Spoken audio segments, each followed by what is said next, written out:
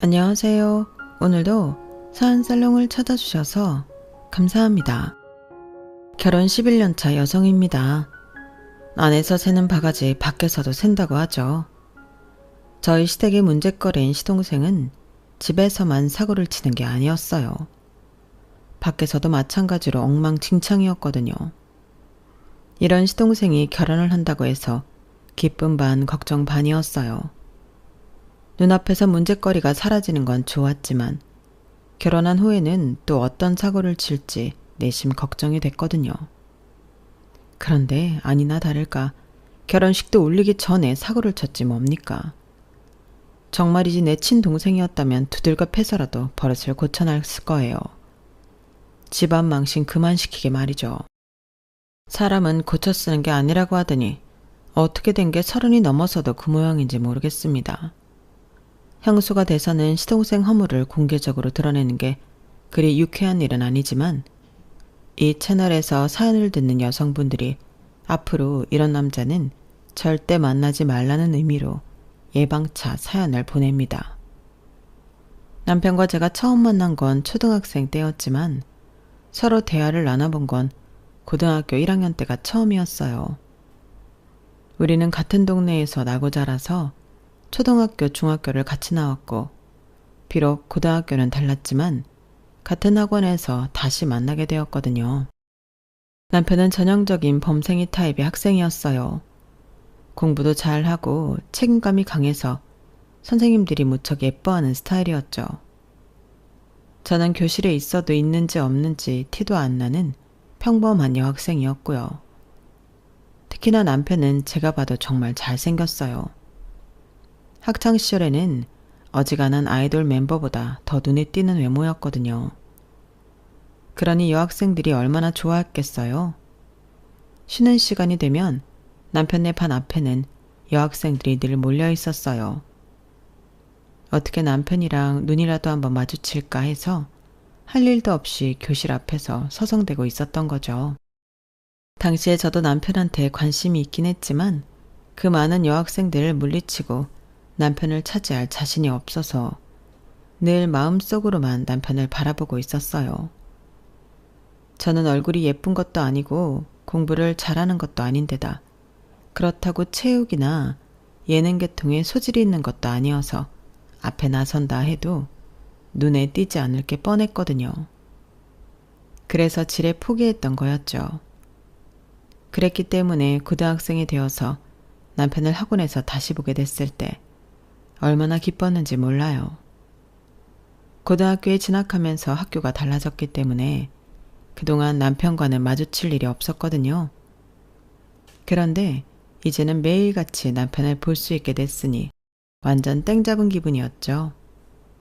덕분에 학원 수업을 단 한 번도 빼먹은 적이 없어요. 학교 수업보다 학원 수업을 더 열심히 들었던 것 같네요. 하지만 좋은 것만 있었던 건 아니에요. 학교 교실과는 달리 학원 교실의 정원은 기껏해야 15명 내외여서 사실 조금 걱정이 됐어요. 제가 공부에 소질이 없다는 걸 남편이 알아챌까봐 두려웠거든요. 그래서 난생 처음 코피를 쏟아가며 공부를 했어요. 남편만큼 잘할 수는 없겠지만 그래도 제 성적이 남편한테 알려졌을 때 창피하지 않을 정도는 되고 싶었거든요. 결과적으로는 그 덕분에 제 성적이 많이 올랐어요. 부모님께서는 제가 다니는 학원 선생님이 잘 가르쳐서 성적이 오른 거라고 생각하셨지만 실상은 아니었어요. 제 성적이 오른 결정적인 이유는 다름 아닌 남편이었거든요. 아니, 남편에게 창피당하기 싫어서 했던 스스로의 노력 덕분이라고 해야겠네요. 같은 학원을 다니긴 했지만 그렇다고 쉽게 말을 걸어볼 수는 없었어요. 공감대가 아무것도 없었으니까요. 더군다나 남편은 모든 학생들이 다 알 정도로 유명한 학생이었지만 저는 그렇지 않았잖아요. 분명히 남편이 저를 모를 거라고 생각했어요. 그래서 섣불리 말을 걸 생각도 하지 못했죠. 그런데 기회는 예기치 않은 순간에 찾아온다고 고등학교 1학년 중간고사를 앞둔 어느 날 남편이 먼저 제게 말을 걸어주었지 뭐예요. 중요한 얘기는 아니었고 화이트가 있냐는 물음이었어요. 볼펜으로 쓴 필기를 지우려고 했던가 봐요. 별거 아닌 그 말에 제 심장은 콩닥콩닥 뛰기 시작했고 얼굴은 서서히 빨개지더니 잠시 뒤에는 금방이라도 터져버릴 것처럼 벌겋게 달아올랐지 뭐예요. 그게 너무 창피해서 고개도 못 들고 화이트만 손으로 쭉 뻗어서 내밀었어요. 그랬더니 남편이 그러더라고요. 어디 아프니? 얼굴이 빨개졌는데 혹시 감기 걸린 거 아니야? 나한테 감기약 있는데 하나 줄까? 한방감기약이라서 졸리지도 않고 괜찮거든. 시험도 얼마 안 남았는데 컨디션 조절해야지. 그러더니 자기 가방 앞쪽에 있는 작은 주머니를 열어서 감기약 한 봉지를 꺼내주었어요. 그리고는 휑하니 밖으로 나가버리더라고요. 어찌나 빨리 나가버리던지 고맙다는 인사도 할 겨를이 없었어요. 그렇게 몇 분쯤 지났을까요? 남편이 손에 생수 한 병을 들고 들어오더라고요. 그리고는 제게 내밀었어요. 자, 이걸로 약 먹어. 순간 머릿속이 하얘지면서 아무 말도 생각이 안 나더라고요. 고맙다는 말을 해야겠는데 너무 얼떨떨하고 가슴이 설레서 어쩔 줄 몰랐지 뭐예요. 그동안 남편을 먼발치에서만 바라봤을 뿐 제대로 대화도 나눠보지 못했기 때문에 남편이 어떤 성격인지 몰랐거든요.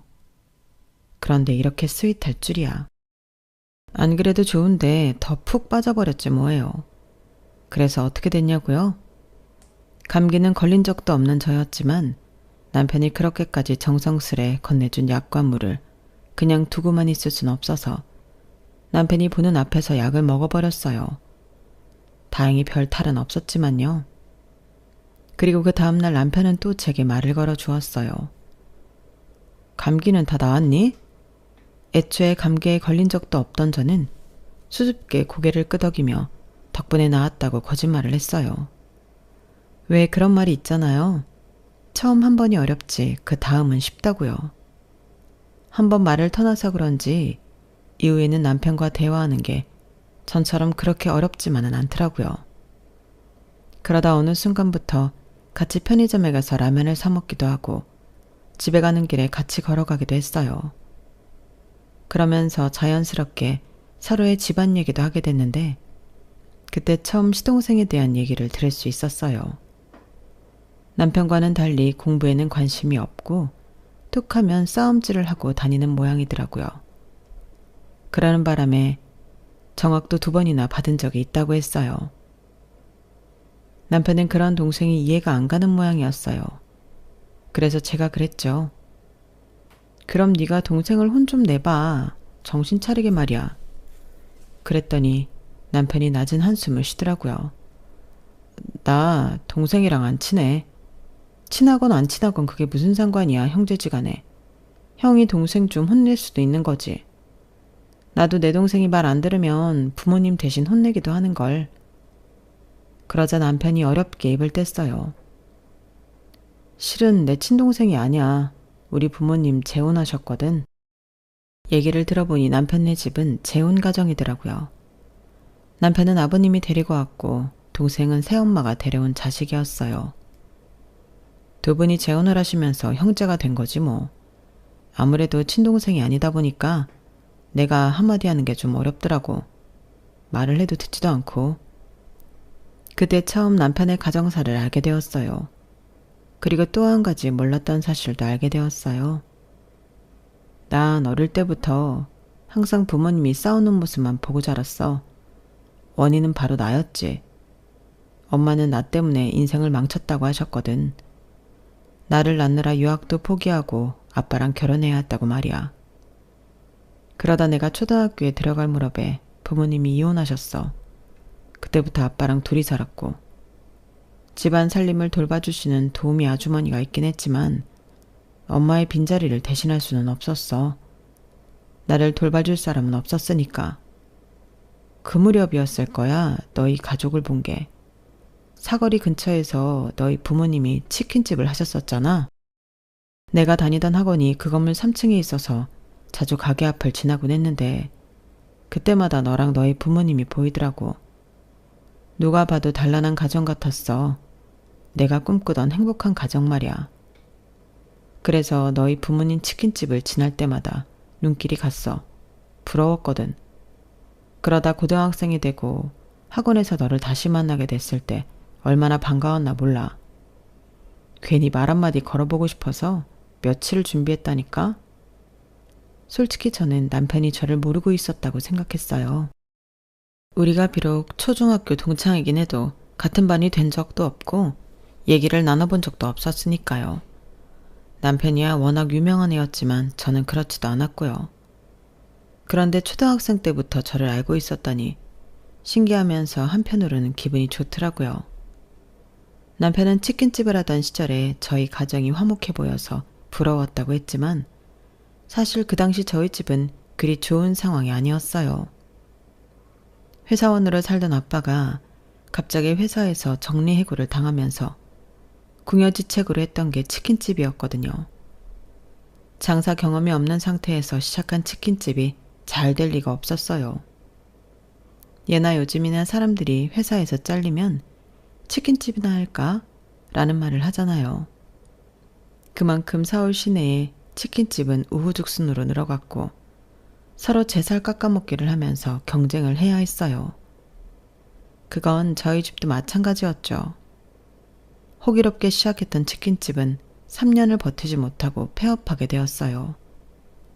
돈을 번 것보다 잃은 게 더 많았지만 그래도 다행이라고 할 수 있는 건 아빠가 치킨집을 하면서 알게 된 인연 덕에 재취업을 했다는 거였어요.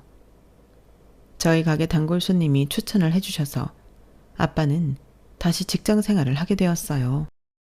이전에 다니던 회사만큼 규모가 큰 곳은 아니었지만 그래도 같이 일하는 동료분들도 다들 좋은 분들이고 사장님도 저희 아빠 능력을 인정해 주시는 분이라서 전보다 훨씬 회사 생활을 즐기게 되셨어요. 지난 3년간 장사를 하면서 자영업이 얼마나 힘든 일인지 뼈저리게 느끼셨거든요.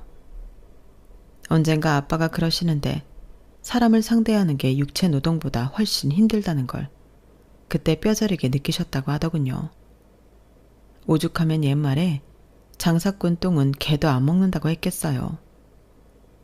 아무튼 아빠는 그 경험 덕분에 회사원으로 월급 받으며 사는 인생이 얼마나 행복한지를 알게 되셨고 재취업한 회사에서는 이전과 달리 즐겁게 직장 생활을 이어가셨어요. 치킨집을 치운 뒤 엄마는 친구분이 하는 도시락집에서 파트 알바를 하셨어요.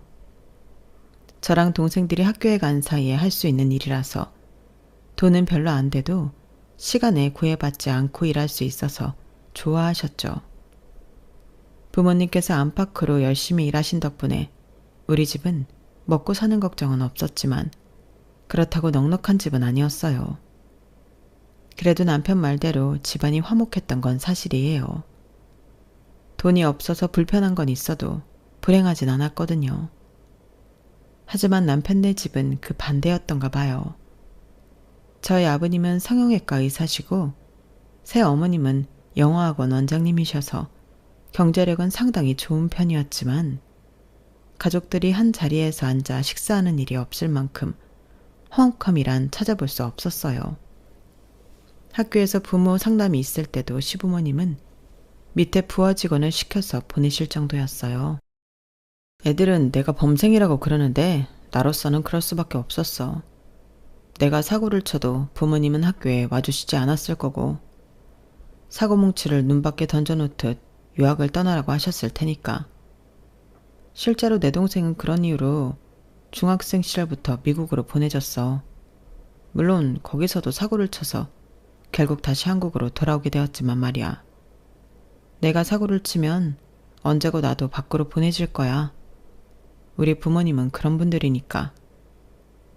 제가 보기에 남편은 부족함 없이 다 가진 사람 같았는데 그게 아니었더라고요. 누구에게나 결핍이 있는 것처럼 남편에겐 행복한 가정이 필요했어요. 따지고 보면 여러 가지로 극과 극인 남편과 제가 가까워진 것도 바로 남편의 이런 결핍 때문이었는지도 모르겠네요. 그런 게 아니었다면 남편이 저한테 먼저 말을 걸어줄 이유가 없었을 테니까요. 뭐 어쨌든 간에 서로 다른 환경에 끌려 인연이 된 우리 부부는 고등학교를 졸업하고 서로 각기 다른 대학에 진학하고도 여전히 절친으로 지낼 수 있었어요. 대외적으로는 남사친, 여사친이라고는 했지만 애초에 저는 남편을 이성으로 바라보고 있었기 때문에 그 이상의 관계가 되기를 내심 바랐어요. 말로는 남편한테 넌 여자친구도 안 사귀냐고 소개팅이라도 나가보라고 했지만 만약 남편이 제 말을 따랐다면 아주 전전긍긍했을 거예요. 성적이 달라서 남편과 같은 대학에 못 들어간 게 천추의 한처럼 느끼던 저였으니까요. 어떻게든 남편 곁에 붙어 있으려고 나름 발악을 했고 그러면서도 남편한테는 그런 마음을 들키지 않으려고 노력했어요. 그런데 제 딴엔 제 마음을 잘 감추고 있다고 생각했었는데 그게 남편 눈에는 다 보였던가 봐요. 남편이 군생활을 하던 무렵 제가 수시로 면회를 가곤 했었는데 그때 그런 말을 한 적이 있었어요. 한상준, 넌 면회 와줄 여자친구도 하나 없냐? 어떻게 된 게 나 말고는 면회 오는 사람이 없냐? 너 있는데 다른 사람이 뭐가 필요해? 그리고 다른 여자가 면회 오면 너 속상해할 거잖아. 남편의 대답에 전곡을 찔린 저는 아무 말도 못하고 굳어버렸어요. 너 나 좋아하잖아. 그래서 내 옆에 있는 거고. 야, 내가 언제 널 좋아한다고 그러냐? 난 그냥 그 나이 되도록 여자친구 하나 못 사귀는 네가 불쌍해서 같이 놀아주는 거라고. 고마운 줄이나 알아. 말은 그렇게 했지만 이미 남편이 내 속을 꿰뚫어보고 있다는 걸 알고 있었어요. 그래서 그 후로 한 달이나 면회를 안 갔더니 휴가 나온 남편이 직접 저를 찾아왔더라고요. 제가 다니는 학교로요. 군복 차림으로 강의실까지 찾아온 남편은 다짜고짜 제 손에 반지를 끼워주었어요. 제대하고 멋지게 프로포즈 하려고 했는데 조바심이 나서 안 되겠더라고. 그래서 일단 이거라도 걸어놔야겠어. 일종의 족쇄처럼. 치, 웃기고 있네. 군발이 주제에 어디서 잘난 척이야. 말은 그렇게 했지만 속으로는 날아갈 것처럼 기뻤어요. 아주 어릴 때부터 멀리서 바라보며 속으로 사랑을 키워왔으니 왜 아니겠어요? 지금은 볼품없는 실반지지만 제대하면 아르바이트해서 좋은 반지로 바꿔줄게. 그래도 다혜 네가 오해할까봐 하는 말인데 너만 나 좋아했던 거 아니야. 나도 오래전부터 널 좋아했으니까. 그러니까 나 제대할 때까지 남자 근처에도 가지 마. 탈영병 발생하는 일 만들지 말고 내가 신겨준 고무신 신고 기다려달라고. 알았지? 약식 프로포즈 이후 4년 뒤 우리가 결혼을 하게 됐을 때 중학교 동창들은 꽤나 놀랐어요. 남편의 짝이 제가 됐다는 게 많은 여자 동창들한테는 충격적일 수밖에 없었을 거예요. 남편은 의사 집안 출신에 본인은 명문대 공대 다니고 있고 훤칠한 키에 인물까지 좋으니 누군들 탐내지 않고 배기겠어요. 한마디로 그 시절 우리가 좋아했던 남학생을 존재감 1도 없던 여학생이 가로챘으니 충격 그 자체일 수밖에 없었어요. 그래서였을까요? 청첩장을 돌린 수보다 배나 많은 동창들이 결혼식에 와주었더라고요. 축하하는 의미는 아니었고 도대체 제가 어떤 능력으로 남편을 사로잡았는지 보자는 생각이었던 것 같아요. 하지만 아무리 눈을 씻고 봐도 동창들 눈에는 제 장점이 보이지 않았나 봐요. 신부 대기실까지 와서 저 들으라는 식으로 쑥덕거리더라고요.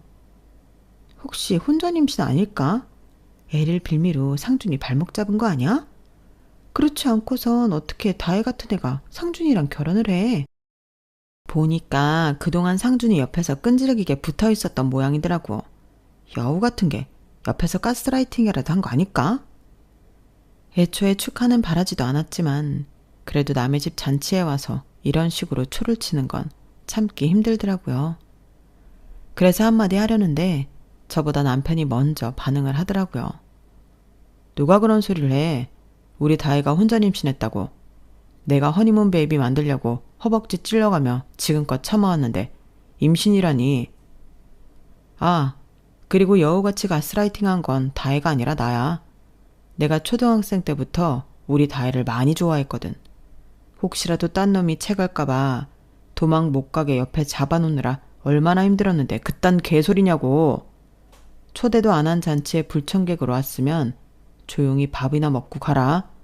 허튼 소리 하다 피 보지 말고. 지금껏 남편을 봐오면서 이렇게 화를 내는 모습은 처음이었어요. 욕설한번 안 하는 범생인 줄 알았는데 화가 나니 입도 많이 걸어지는 게 남편의 새로운 모습을 보는 것 같았어요. 그런데 그게 싫지만은 않더라고요. 그날 남편의 살벌한 경고 덕분에 동창들 사이에선 저에 대한 시샘의 말들은 쏙 들어가고 말았거든요. 그날 그 일을 제외하곤 별탈 없이 결혼식이 진행됐어요. 다만 시동생이 결혼식에 참석하지 않았다는 게 조금 마음에 걸리긴 했지만요.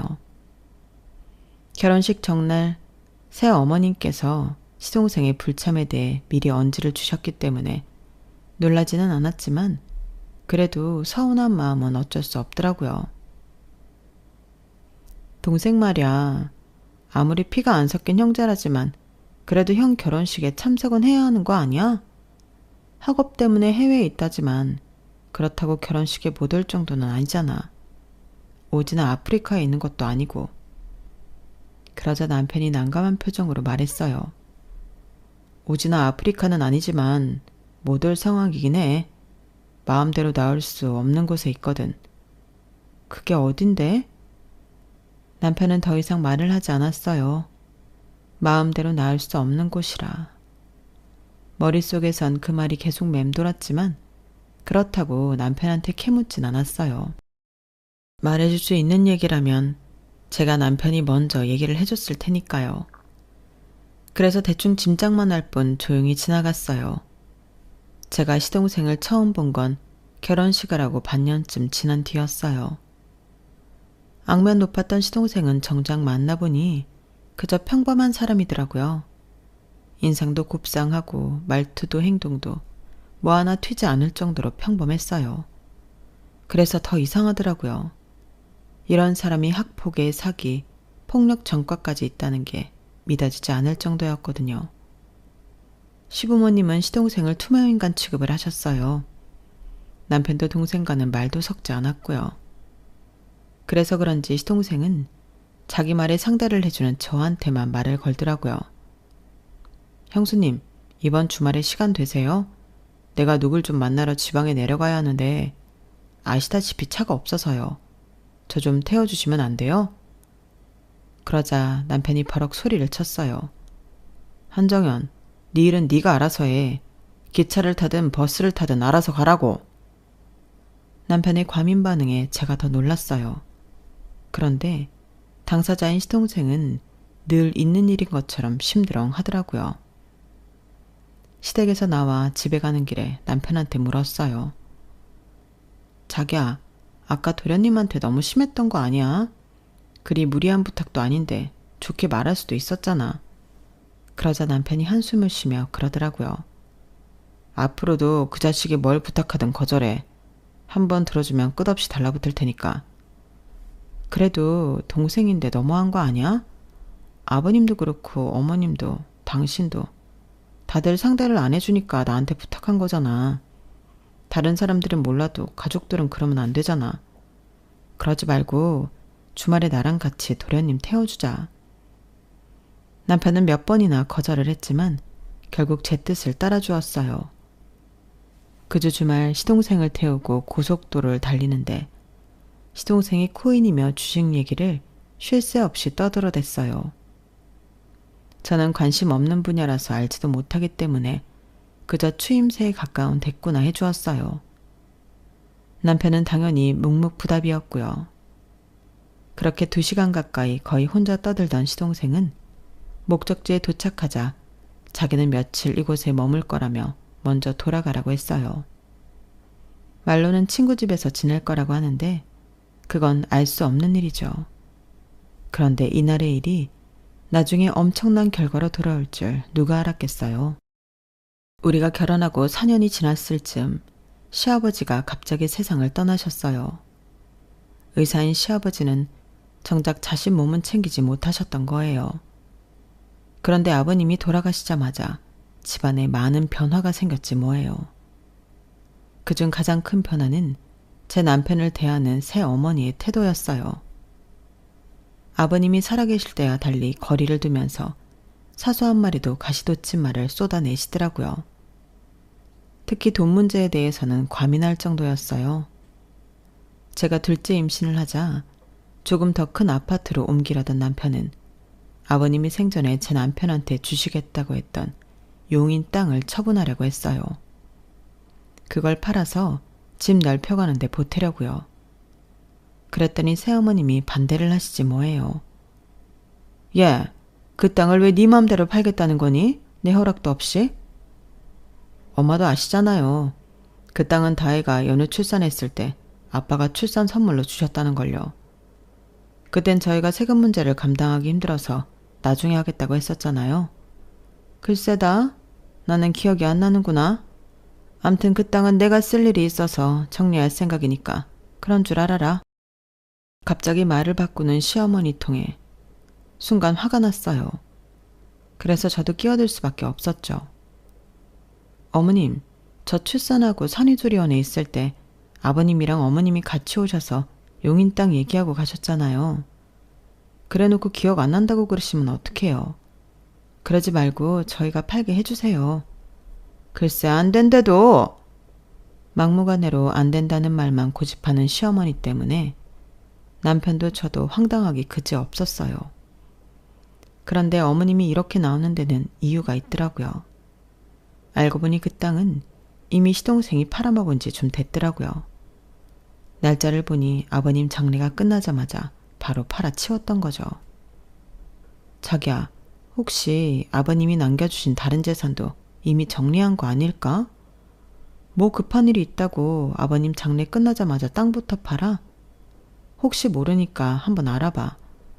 차라리 아버님이 유언장이라도 남겨두셨으면 좋으련만. 그동안은 딱히 새 어머니에 대해 반감을 가진 적은 없었지만 아버님이 돌아가신 이후 너무도 변해버린 모습에 저도 모르게 새어머니를 의심하게 되었어요. 손 놓고 있다간 아버님이 남기신 유산을 하나도 지키지 못할 것 같다는 불안감도 들었고요. 그래서 인터넷을 통해 무료 변호사 상담을 했어요. 그랬더니 이런 경우 아버님의 생전 유산이 어느 정도 있었는지 확인부터 하는 게 먼저라고 하더라고요. 안심상속 원스톱 서비스, 상속인 금융거래 조회 서비스 등을 이용해서 재산 규모를 파악한 뒤에 유류분 청구 소송을 진행해 보라고요. 그래서 아버님의 생전 재산을 알아봤는데 의외의 결과가 나오는 거예요. 그동안 새어머니의 소유인 줄 알았던 학원도 그렇고 집도 그렇고 그 밖의 모든 재산이 전부 아버님 명이었어요. 한마디로 시댁의 모든 재산 중에 새어머니 소유의 재산은 하나도 없었던 거예요. 이상하다. 분명히 두 분이 재혼하실 때 새어머니 재산이 꽤 있었던 걸로 알고 있거든. 학원도 새어머니 친정에서 해준 거라고 했었고. 그런데 이게 왜 다 아빠 명의로 되어 있지? 새어머니께 물어봐도 제대로 된 대답을 들을 수 없을 것 같아서 고모님께 전화해 물어봤어요. 그랬더니 대뜸 왜긴 왜야. 정연이 그놈이 사고쳐서 다 해먹은 거 네 아빠가 되찾아준 거니까 그렇지. 그놈이 지금껏 해먹은 돈만 해도 빌딩 하나는 세울 거다. 그러게 오빠도 그렇지. 진작에 유언장 만들어 놓으라고 그렇게 말했는데도 말을 안 듣더니 이제 어떡할 거야? 너한테 마땅히 돌아가야 할 유산까지도 네 새엄마랑 정연이까지 나눠 가져야 할 판이잖아. 그게 누구 돈인데? 암튼 자세한 건 네 아빠 죽어라 은행 가서 금고 열어보면 알 수 있을 거다. 네 아빠가 문서란 문서는 죄다 거기에 넣어두었으니까. 결국 남편과 함께 아버님이 이용하시던 주거래 은행에 찾아갔고 여러 장의 서류를 제출하고서야 아버님의 금고를 열어볼 수 있었어요. 고모님 말씀대로 금고 안에는 그간의 재산 흐름을 유추할 수 있는 각종 서류가 들어있었어요. 거기에는 아버님의 유산을 포기하겠다는 시동생의 각서도 들어있더라고요. 시동생은 미국 유학 시절에 그곳에서 각종 사건 사고를 일으켰고 그 바람에 합의금과 변호사 비용 등 엄청난 돈이 들었어요. 새어머니는 아버님 몰래 그 일들을 처리하느라 학원 건물과 집까지 팔았고 더는 혼자 힘으로 처리할 수 없을 때가 돼서야 아버님께 이실직고를 하셨던가 봐요. 아버님은 새어머니의 학원과 집을 찾아주는 대신 이후 유산에 대해 시동생이 상속권을 행사할 수 없도록 각서를 받아두신 거였어요. 시동생이 그 어떤 유산에도 손을 댈 수 없도록 말이죠. 그런데도 아버님이 돌아가시자마자 용인 땅까지 팔아먹었다니 간이 배 밖으로 나온 짓이었죠. 결국 그 바람에 우리 부부가 모든 사실을 알게 됐으니 자업자득이라고 해야겠네요. 유산 배분에 대해 시동생은 불만이 많았지만 서류가 남아있는 한 아버님 유산에 권리를 행사할 길은 없었어요. 그렇게 몇 년이 지나고 시동생은 어머님이 운영하시는 학원을 관리하며 살고 있다는 소식을 들었어요. 그리고 결혼 일주일 전에 청첩장을 보냈더라고요. 아버님 유산 문제를 처리하면서 이미 사이가 벌어진 탓에 시댁과 소원해진 우리 부부였지만 그래도 시동생 결혼식에는 참석을 했어요. 그게 한때나마 가족이었던 사람에 대한 마지막 예의라고 생각했거든요. 그런데 결혼식장에 도착해 막 식장에 들어가려는데 웬 상복을 입은 여자가 저를 잡더라고요. 저기요, 신랑 어딨어요? 할 말이 있어서요. 남의 결혼식에 상복까지 입고 오다니 제정신이 아닌 사람 같았어요. 하지만 그 표정이 너무 진지하고 슬퍼 보여서 모른 척할 수만은 없더라고요. 그래서 시동생을 불러 만나게 해주었죠. 그랬더니 상복 입은 여자를 본 시동생이 귀신을 본 사람처럼 놀라며 주변을 살피더라고요. 그리고는 여자를 끌고 비상구로 향했어요. 그리고 잠시 뒤 비상구 쪽에서 비명소리가 들렸어요. 사람들 시선은 온통 비상구로 쏠렸고 안내요원이 달려가 비상구 문을 열었더니 하얀 턱시도에 핏물이 든 시동생이 비틀거리며 도망쳐 나왔어요. 그 뒤에는 손에 커터칼을 쥔 채 주저앉아 있는 여자가 보였고요. 그 바람에 일식장은 발칵 뒤집어졌고 결혼식은 파투가 나고 말았어요. 이후 경찰서에서 알려진 바에 의하면 시동생은 상복 입은 여자의 남편한테 사기를 쳤고 그 바람에 전 재산을 잃은 남편은 스스로 잘못된 선택을 한 모양이었어요. 장례식장에서 시동생의 결혼 소식을 들은 여자는 상복을 입은 채로 결혼식장으로 달려왔던 거예요. 처음부터 칼로 어쩌려고 했던 건 아니고 남편 빈소에 와서 사죄하게 하려고 위협용으로 들고 갔던 건데 시동생이 오히려 망자를 모욕하는 말을 하자 홧김에 휘두른 모양이었어요. 시동생의 목에 상처는 입혔지만 깊지도 않고 고의는 없었기 때문에 여자는 선처를 받을 수 있었어요. 하지만 시동생의 결혼은 그대로 끝이 나버렸어요. 여자 쪽에서 이번 일로 인해 시동생의 전과 사실을 알게 됐거든요. 돈 많은 처가를 얻어 남의 돈 펑펑 쓰며 살 생각을 했던 시동생의 계획은 수포로 돌아갔어요. 게다가 사기 혐의로 또다시 실형을 살 위기에 처했죠. 알고 보니 우리가 결혼을 하던 그때도 시동생은 사기죄로 실형을 살았더라고요. 우리 결혼식에 참석할 수 없었던 이유가 그거였던 거죠. 저는 아직도 이해가 안 가요. 시동생 말이에요. 돈 없는 집에서 힘들게 살아야 했던 것도 아니고 뭐든 들어줄 재력을 가진 부모까지 두고도 왜 그렇게 사기를 치고 사는 건지 참. 그런 걸 보면 남편이 왜 그렇게 내 친정을 보고 부러워했는지 알 것도 같았어요. 돈이 있어도 행복을 살 수 없다는 걸 일찍부터 깨달았기 때문이었겠죠. 돈으로 부모 노릇을 대신하려던 새어머니는 결국 자식을 2번이나 교도소에 보내게 되었어요. 자식이 잘못을 했을 때 부모가 어떻게 해야 하는지 새어머니를 보고 명확히 알게 되었어요. 자식의 잘못을 무턱대고 덮어주기보다는 죗값을 치를 수 있게 하는 게 진정으로 자식을 위하는 길이라는 걸 말이죠. 2 아이를 둔 엄마로서 저도 명심하고 살아야 할 것 같습니다. 그래야 내 자식들이 온전한 인간으로 자랄 수 있을 테니까요. 지금까지 제 사연을 들어주셔서 감사합니다. 여러분들의 가족이 화목하고 행복하시기를 바랍니다. 건강하세요. 여러분, 사연 댓글에 응원과 현명한 조언 부탁드려요. 좋아요와 구독은 저에게 큰 힘이 됩니다. 오늘도 좋은 일 가득하세요.